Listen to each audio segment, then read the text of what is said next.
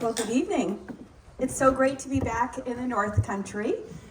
Most recently, I spent the day in Berlin with Mayor Grenier and Representative Cascadin. We visited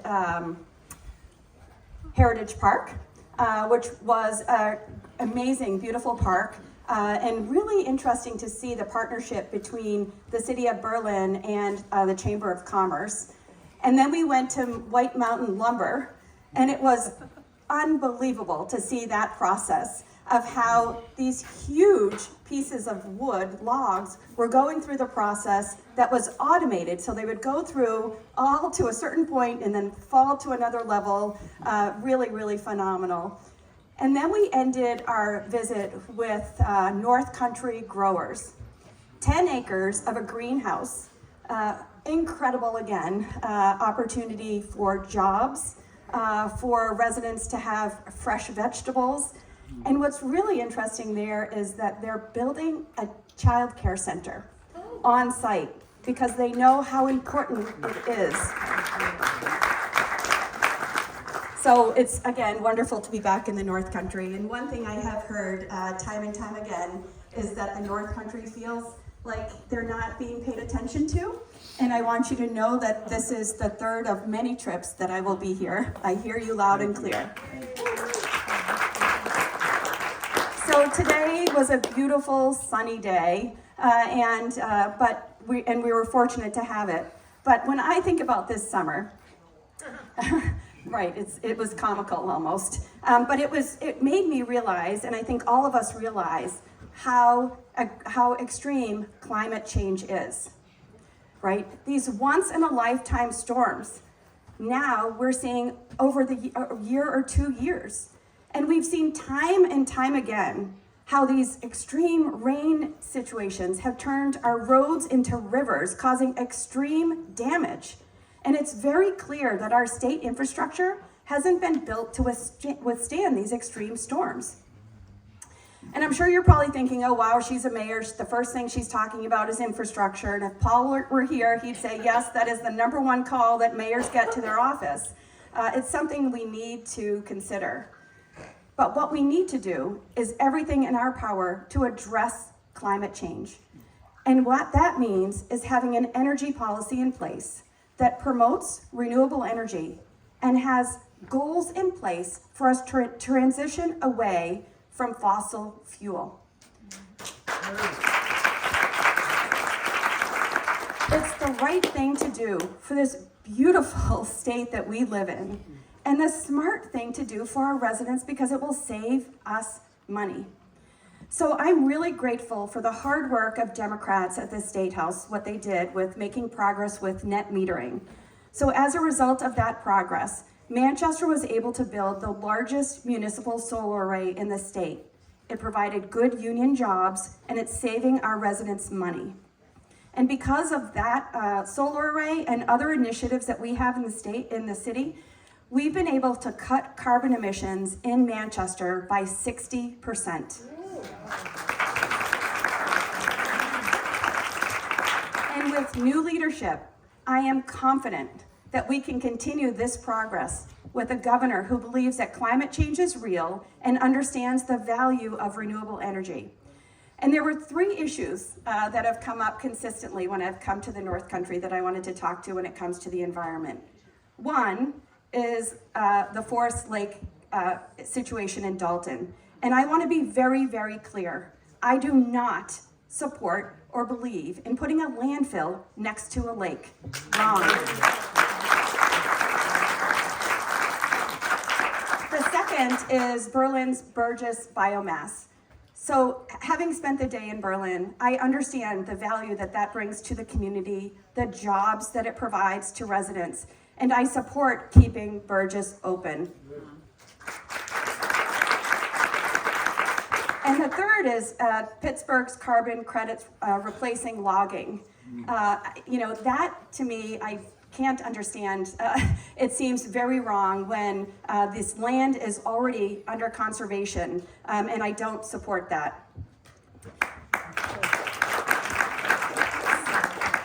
So I'm running for governor to build up and support our local communities, build upon the progress that's happening in our local communities, because I know together we can ensure that our residents have opportunities to succeed. So for the last 6 years, I've been the Chief Executive Officer for the City of Manchester, and I know that local governments throughout our state are different. We don't have a city manager. It's all my job. So I put forward the annual city budget of just shy of $400 million every year, sets the vision for the city while always keeping our taxpayers in mind. I appoint our department heads, our commissioners, I manage every city department, I negotiate contracts, and I'm chairman of the Board of Mayor and Aldermen, which is our city council, and our school board. And every day, I am solving problems and moving our city forward. And for the last 6 years, I have been on the front lines of statewide challenges, and I know we can do better. So personally, I'm a fourth generation resident of Manchester. I grew up in a blue collar family. My dad is a retired IBEW 490 electrician. And yeah, that is good. So when I think back about my childhood, I know I was very fortunate to grow up again in this beautiful state with two loving parents. But it wasn't always easy for us. There was a time when I was young that my father actually had to move to Wisconsin for about 1.5 years because there were no local union jobs available. And that feeling of my father having to leave us has stayed with me. And it's why I have focused so hard on making sure we have good quality jobs in our community. And I've delivered.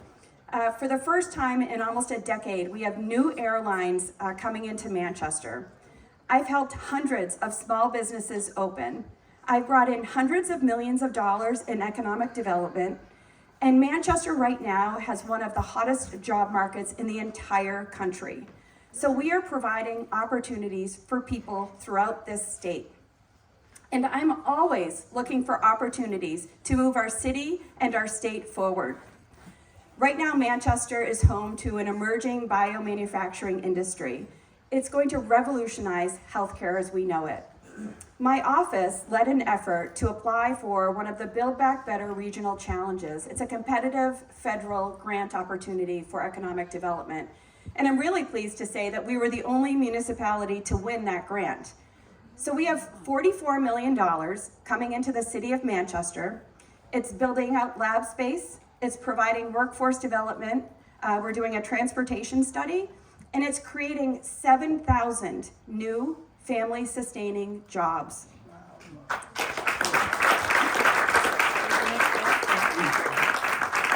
So this is a game changer for the state. But in order to support this expansion and encourage more growth, we need to have a prepared workforce. And that means that we need quality public schools throughout our entire state.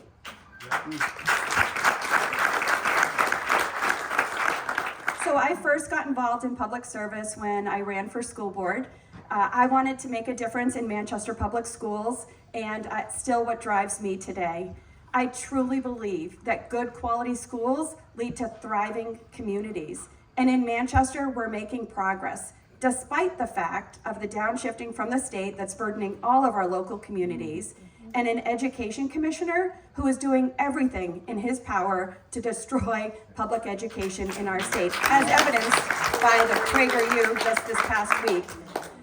In Manchester, we also joined the Conval lawsuit, again, because I believe that every student, no matter where they live, should have access to good quality public schools. So as governor, I will ensure that our public tax dollars go to public education. And we talked about this earlier. It's sad that we even have to say this, but that we'll have an education commissioner who understands and believes in public education.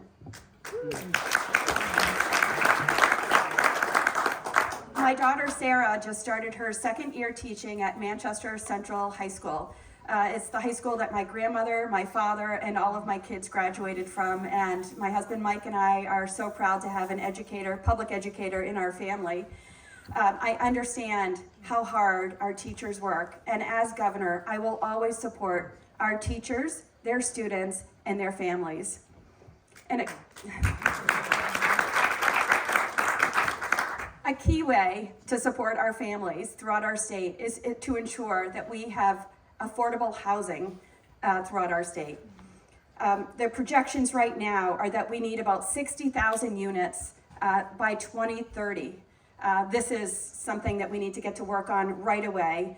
Many of you, I look at this as, you know, I can't believe it's September of this year already. These years are flying by, so we need to start building now. But we need to be working with our local communities. In Manchester, we have over 2,000 housing units in development. I've allocated over $12 million to our Affordable Housing Trust, and I've worked with and negotiated with developers in the city. But Manchester's needs are very different than Jefferson's needs, and we need a governor who understands that and will work with local communities to address their needs when it comes to housing. As a mayor, I understand that the funding that comes from the state has to be flexible. So in Manchester, for example, you can just build if you can find the land. But in smaller communities, we need to invest in infrastructure, in water and sewer before we can even talk about building. And so those funds need to be flexible to help these local communities build, and that's exactly what I'll do as governor. And for far too long, our state has not been providing enough support when it comes to statewide challenges that are falling on the backs of local communities.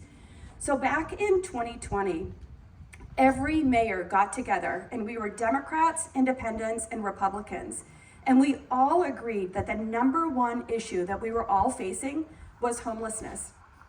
Yet, this past winter, every shelter throughout our state was full. We've seen an increase in opioid overdoses, again, statewide, and I know it's hitting hard in the North Country. Yet the state won't release outcome data for their state-funded Doorway program. And we still don't have enough psychiatric beds to help those individuals who are in need. We need to recognize that many of these issues are co-occurring and move forward with a housing-first model so that we can put a roof over individuals' heads, stabilize them, and then we can address the underlying issues.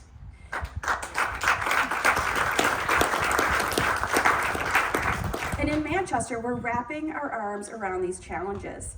I have the National Alliance to End Homelessness coming into our city.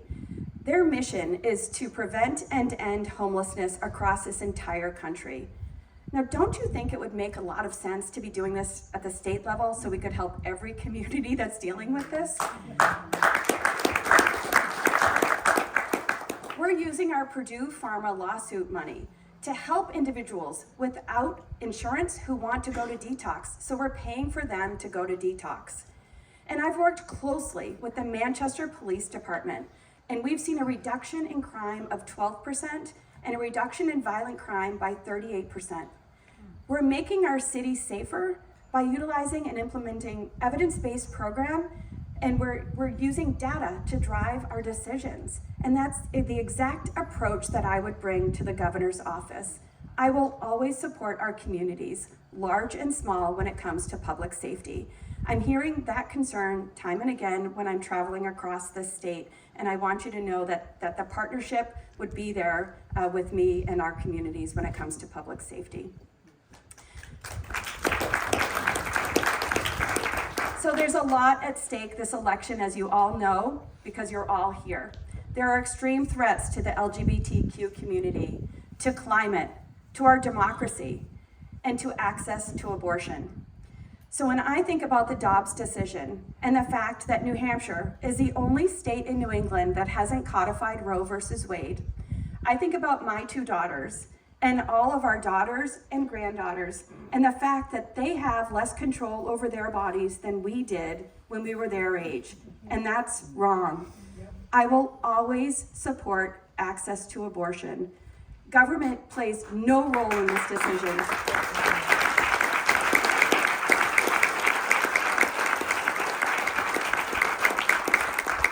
And we all need to remember that every election, it's upon all of us to ensure reproductive freedom in the state of New Hampshire. So to safeguard our future and to ensure opportunities for families across our state, we need to win back the governor's office, and bring back majorities to the State House. This election coming up presents our best opportunity to do that, but it's going to be tough. But I want you all to know, I know what it takes to win tough elections. In 2017, when I became mayor, I beat a popular 4-term incumbent Republican mayor. And some of you may think that Manchester is a blue community, but it is purple. I was the first Democrat mayor elected since 2005. And in fact, it's been almost a decade since a Democratic candidate for governor has won in Manchester. So with every election that I've won in Manchester, I've been able to bring more Democrats with me to the Board of School Committee and the Board of Mayor and Aldermen. And it's exactly what we need to do to win this election. We need to win as governor, and we need to bring majorities along with us. And I know how to do that, and we need to do it in purple communities. That's how we beat Kelly Ayotte. That's what we need to do.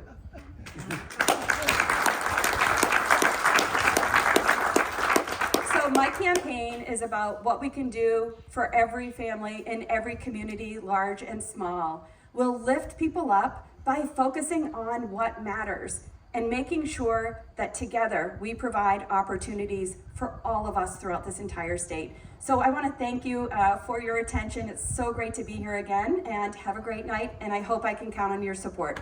Take care.